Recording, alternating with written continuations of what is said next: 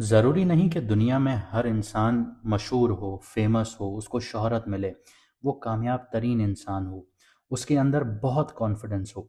लेकिन कुछ लोग इसके बरक्स फेमस भी होते हैं, कॉन्फिडेंस भी होता है, कामयाब भी होते हैं।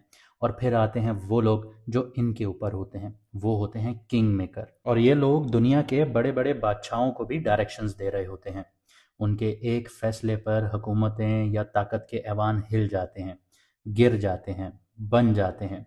और कभी कभी किंग मेकर भी अपने गलत फैसलों की वजह से उसका खुमियाजा भुगतते हैं। या फिर यूं कहना भी गलत नहीं है कि वो भी चैलेंजेस फेस करते हैं। बिल्कुल इसी तरह सन आपकी कुंडली का असली किंग मेकर है, आपके जायचे का किंग मेकर है। ये सिर्फ एक प्लैनेट नहीं है, बल्कि आपकी ईगो है, आइडेंटिटी है, अथॉरिटी है, कार्मिक पावर का सेंटर है। हर घर, हर डिग्री और हर नजरात, हर दृष्टि सन का इम्पैक्ट जो है वो मेजर करती है। ये डिफाइन करता है आपकी self confidence, decision making, discipline और कार्मिक रिस्पॉन्सिबिलिटी। लेकिन यहाँ ध्यान ये रखना ज़रूरी है कि सन साइन से कुंडलियाँ नहीं देखी जाती, सन साइन से जायचे नहीं देखे जाते। ये सिर्फ एक रेफरेंस होता है रियल पावर का और इन्फ्लुएंस का, कि सन आपकी कुंडली में आपके जायचे में किस घर में बैठा है, कौन से नक्षत्र में बैठा है, कंजंक्शन किसके साथ है। और फिर इसकी महादशा या अंतरदशा, या फिर इसके आगे लेयर पर हम चले जाएं तो एक डीप, ये आपको दुनिया में आपका आने का मकसद बता देता है। अब ज़रूरी नहीं है कि ज़िंदगी में हर कोई डॉक्टर बने, इंजीनियर बने और वो कामयाब हो। काफ़ी इंजीनियर्स हैं जो इंजीनियर बन के भी नौकरी हासिल नहीं कर पा रहे। काफ़ी डॉक्टर हैं जो डॉक्टर बन के भी कामयाब नहीं हैं। तो सन बताता है कि आपकी लाइफ का मकसद क्या है। जिस तरह कुरान पाक में अल्लाह पाक फरमाते हैं कि तुम्हें लगता है कि मैंने तुम्हें बेमकसद पैदा किया है, तो सन यहाँ पे वही डायरेक्शन बताता है कि आपको किस तरफ आगे बढ़ना है और आपको वहीं पर फेम मिलेगी। आपने ऐसे भी कई लोग देखे होंगे कि जो डिग्रियां तो पूरी कर लेते हैं लेकिन उस फील्ड में वापस जॉब नहीं करते, फिर वो दूसरी फील्ड में जाके जॉब करते हैं और उनको वहाँ पे फेम भी मिलता है। लेकिन वो ज़िंदगी का वो हिस्सा क्रॉस कर चुके होते हैं जहाँ पे उनका प्राइम टाइम होता है। तो ये डायरेक्शन समझना बहुत ज़रूरी है कि आपकी कुंडली में सन कहाँ बैठा है। और जब सन पॉजिटिव हो तो इंसान में कॉन्फिडेंस होता है, क्लैरिटी होती है, लीडरशिप क्वालिटीज़ होती हैं, नेचुरली ये चीज़ें अनफोल्ड हो रही होती हैं। इसकी सबसे बड़ी मिसाल आप इमरान खान साहब को ले लीजिए। आप उनको देखिए कि उनके अंदर कॉन्फिडेंस भी है, क्लैरिटी भी है, लीडरशिप क्वालिटीज़ भी हैं, पॉजिटिव भी हैं। और उनकी जो लीडरशिप क्वालिटीज़ हैं वो वक्त के साथ साथ अनफोल्ड हुई। अब काफ़ी लोग इससे डिसएग्री भी करेंगे, लेकिन ये एक तल्ख हकीकत भी कह सकते हैं आप इसको। लेकिन अगर सन नेगेटिव है या नीच का बैठा हुआ है या नज़रात गलत बना रहा है, तो ईगो कॉन्फ्लिक्ट्स देगा, स्ट्रेस देगा, हेल्थ से रिलेटेड चैलेंजेस देगा, आंखों में सबसे ज़्यादा इसका इश्यूज आएंगे और कार्मिक टेस्टिंग भी फील होगी। और इंसान को अपने फैसलों का, अपनी रिस्पॉन्सिबिलिटीज़ का टेस्ट भी देना पड़ता है। अब बात करते हैं कि सन की जो करंट जर्नी है या करंट उसका जो सफ़र रहा है जनवरी से लेके अब मार्च में जो उसका ट्रांजिट है उस पर बात करते हैं। तो सन कैप्रिकॉन में एंटर हुआ 13 जनवरी तक और एक्वेरियस तक इसने ट्रांजिट किया। ये दोनों राशियां, दोनों ज़ोडिएक, दोनों बुर्ज जो हैं ये शनि के हैं, सैटर्न के हैं। और सैटर्न सन का दोस्त नहीं है, दुश्मन है। जहाँ सैटर्न का घर था वहाँ आपको डिसिप्लिन, कार्मिक टेस्ट, चेक्स, स्ट्रक्चर्ड चैलेंजेस, ये सारी चीज़ों के सिग्नल मिले। 15 मार्च को सन जा रहा है पाइसिस में। वहाँ अब जिस घरों से निकला है उसका मालिक बैठा हुआ है, यानी सैटर्न खुद बैठा हुआ है, उसके साथ कंजंक्शन हो रही है। एस्ट्रोलॉजी में ये टेस्टिंग पीरियड है। रिस्पॉन्सिबिलिटीज आएंगी, सब्र दिखाना पड़ेगा, कार्मिक लेसन्स होंगे, ये सारी चीज़ें हाईलाइट होंगी। इस कंजंक्शन का जो इफेक्ट है ये हर इंसान की दशा और अंतरदशा के कॉन्टेक्स्ट में और भी सिग्निफिकेंट हो जाएगा।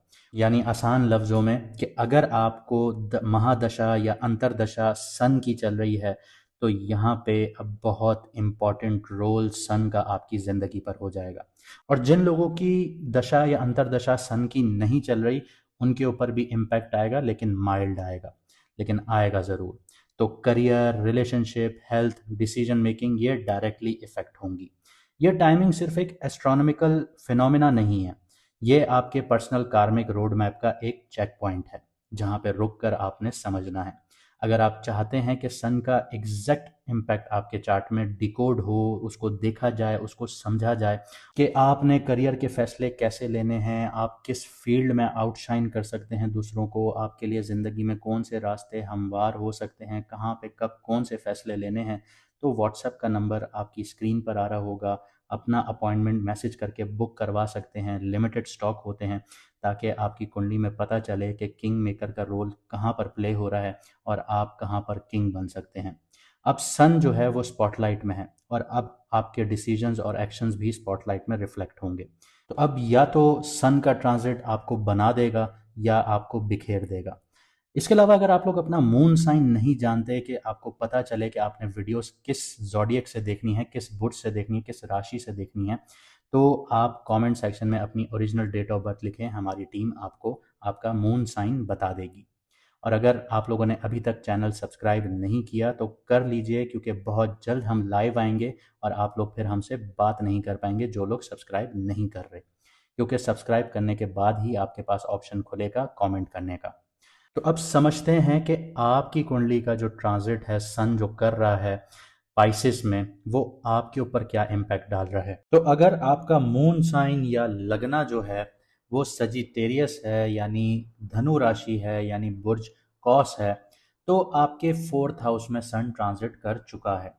यानी प्रॉपर्टी के मामलात, घर के मामलात, इमोशनल सिक्योरिटी, मन का सुकून, माँ, फैमिली, कंफर्ट जोन, गाड़ी के मामलात, ये सारी चीज़ें पहले से एक्टिव थी, लेकिन सन ने आके डबल एक्टिव कर दी हैं। यानी पर्सनल और डोमेस्टिक लाइफ एक्टिव है। सजिटेरियस के लिए जो सन की लॉर्डशिप है, यानी सन का जो घर है, वो नाइन्थ हाउस है लियो। और नाइन्थ हाउस जो रिप्रेजेंट करता है वो आपकी लक, आपकी फॉर्च्यून, आपका हायर लर्निंग, आपके लॉन्ग डिस्टेंस ट्रेवल, आपके धर्म, आपके बिलीव्स, आपकी फिलॉसफी, आपके मेंटोर्स, आपके गुरु या आपके फादरली फिगर, या आप फादर भी कह सकते हैं। तो ये सारी चीज़ें आपके नाइन्थ हाउस में हैं। अब यहाँ पे अपॉर्चुनिटीज़ जो हैं आपके लिए, वो आपकी हायर लर्निंग है, आपके स्किल्स को अपग्रेड करना है। अब यानी नाइन्थ हाउस और फोर्थ हाउस का जो एक कन्वर्जन है यहाँ पे शुरू हो जाता है, यानी करियर या एक्सटर्नल जो आपके एम्बिशंस हैं, उनका इम्पैक्ट जो है वो डोमेस्टिक और इमोशनल लाइफ पर आएगा। घर और फैमिली इश्यूज सडनली प्रोमिनेंट हो सकते हैं, क्योंकि आप लोग ढैया के टाइम पीरियड में हैं, ढैया में हैं। सैटर्न ने आपके फोर्थ हाउस को एक्टिव किया हुआ है। अब सैटर्न, जैसे मैंने जुपिटर की सीरीज में आपको बताया था कि ये आपके फोर्थ हाउस को एक्टिव कर चुका है, यानी कि ढैया का टाइम पीरियड एक्टिव है। और सैटर्न जो आपकी कुंडली में रूल करता है वो सेकंड और थर्ड हाउस को रूल करता है, यानी आपके फाइनेंसेस, आपकी स्पीच, आपके अल्फाज, आपकी वाणी, आपकी फैमिली वैल्यूज़, आपकी हिम्मत, आपका कॉन्फिडेंस, आपकी भाई बहन, आपके छोटे मोटे सफ़र, आपके स्किल्स, ये सारी चीज़ें सैटर्न एक्टिव करता है, क्योंकि आपके थर्ड और सेकंड हाउस का लॉर्ड है। और सैटर्न फोर्थ हाउस में बहुत ज़्यादा इन्फ्लुएंस स्टार्ट कर चुका है। यानी अब आप लोग फील भी कर रहे होंगे कि डोमेस्टिक जो रिस्पॉन्सिबिलिटीज़ हैं, यानी घर की जो रिस्पॉन्सिबिलिटीज़ हैं, वो बहुत ज़्यादा हैवी होती चली जा रही हैं। एक के बाद एक खर्चे आते चले जा रहे हैं, घर में सुकून नहीं मिल रहा है। फैमिली या घर में जो चीज़ें हैं, उनके मामलात हैं, वो डिलेज़ का भी सामना कर रहे हैं और बहुत ज़्यादा टेस्टिंग सिचुएशंस क्रिएट हो रही हैं। इमोशनल एंड्योरेंस जो है वो बहुत ज़्यादा डिमांड हो रही है यहाँ पे। यानी ढैया फोर्थ हाउस के पीरियड में सैटर्न जो है वो आपको बहुत ज़्यादा सीरियस और डिसिप्लिन एनर्जीज क्रिएट कर रहा है आपके अंदर। अब यहाँ पे सैटर्न और सन की सातवीं नज़र भी काउंट होती है, और ये सातवीं नज़र जो है ये आपके टेंथ हाउस पर पड़ती है। टेंथ हाउस किस चीज़ का है? टेंथ हाउस आपके करियर का है, पब्लिक स्टेटस का है, प्रोफेशनल अचीवमेंट्स का है। यानी नाइन्थ हाउस का मालिक चौथे घर में बैठ के आपके 10वें घर को देख रहा है सातवीं नज़र से। मतलब आपके डोमेस्टिक और इमोशनल लाइफ का जो इम्पैक्ट है वो आपके करियर, प्रोफेशनल आइडेंटिटी पर डायरेक्टली पड़ रहा है। यानी घर और फैमिली मैटर्स प्रायोरिटी में आते हैं इस टाइम पीरियड में। माँ या सीनियर फैमिली मेम्बर्स के साथ रिस्पॉन्सिबिलिटीज़ ज़्यादा बढ़ना शुरू हो जाएंगी आपकी। आपका जो कंफर्ट है और आपका जो मन का सुकून है वो टेम्पररी चैलेंज होना जा रहा है। यहाँ पे करियर और पब्लिक लाइफ के बारे में बात करूँ तो करियर डिसीजंस जो हैं वो इमोशनल और डोमेस्टिक मैटर से इन्फ्लुएंस होंगे इस टाइम पीरियड में। लॉन्ग टर्म प्लानिंग का टाइम है आपके लिए। इम्पल्सिव मूव्स जितने भी हैं वो आपने अवॉइड करने हैं। और अगर आप लोग अपने सेकंड और थर्ड हाउस को देखें तो फाइनेंशियल डिसिप्लिन अब आपके लिए ज़रूरी है, छोटे छोटे ट्रैवलिंग कीजिए ताकि आपके जो फाइनेंशियल मामलात हैं वो खुलना शुरू हों, या बहन भाई के मामलात जो हैं उनमें थोड़े से आपको रिस्पॉन्सिबिलिटीज़ भी फील होंगी, यानी अब उनका ज़िम्मा भी आपके सर पर आ सकता है। लेकिन यहाँ पर एक चीज़ आपको और समझा दूँ कि आपका जो थर्ड हाउस एक्टिव है, वो आपको यहाँ पर एक चीज़ समझाएगा कि अगर आप अपने स्किल्स को अपग्रेड करते हैं, तो फोर्थ हाउस का बैठा जो सैटर्न है वो आपको लॉन्ग टर्म में अचीवमेंट्स दिलवा सकता है। यानी अगर आप इस चीज़ की मिसाल इस तरह ले लें कि आपके पास एक लैपटॉप है और वो आज से 10 साल पुराना है, तो वो कितना ही तेज़ इस दुनिया में एक परफॉर्म कर पाएगा, ये आप खुद भी समझ सकते हैं। और आप अपने स्किल सेट को देखकर आप खुद भी आगे जज कर सकते हैं कि अगले 1 साल में या 2 साल में आप कहाँ स्टैंड करते हैं। अगर आपको एआई नहीं आती, आपको कंटेंट क्रिएशन नहीं आता, आपको बोलना नहीं आता, आपके अंदर ये हुनर नहीं है कि आपने लोगों को कैसे फेस करना है, तो आप खुद अपने आप को इवैल्यूएट कर लीजिए कि आप कहाँ पे स्टैंड करेंगे। और फोर्थ हाउस की जो ढैया होती है, ये आपके करियर को भी डिस्टर्ब करती है, घर की लाइफ को भी डिस्टर्ब करती है, आपकी हेल्थ को भी डिस्टर्ब करती है। कर्ज़ों में इजाफ़े हो जाना, दुश्मनों का सामने आ जाना, आपकी अपनी पर्सनैलिटी बहुत ज़्यादा मैच्योर होना शुरू हो जाती है, वक़्त से पहले आप बहुत ज़्यादा एजड लगना शुरू हो जाते हैं। यानी अगर आपकी जो ये कह लीजिए कि एज है वो 30 के अराउंड है, तो आप इस टाइम पीरियड में अगर अपने ऊपर काम नहीं करेंगे, तो आप 40 के बहुत आसानी से लगना शुरू हो जाएँगे।